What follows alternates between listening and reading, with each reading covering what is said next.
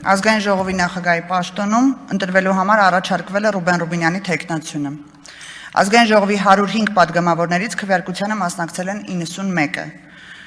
Քվեատուփում առկա էր 91 քվեաթերթիկ, որոնցից անվավեր է ճանաչվել 0-ն։ Ձայները բաշխվել են հետևյալ կերպ.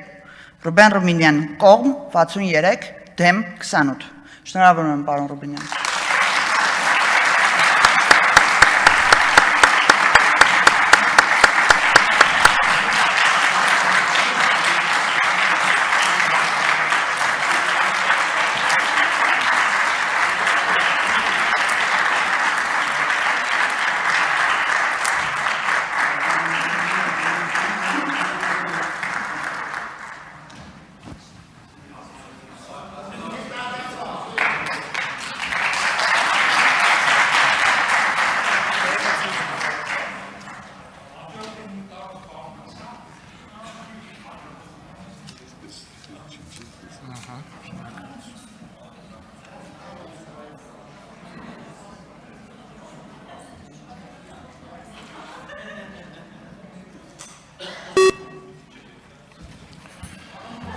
Մեծարգո պարոն Հասանով,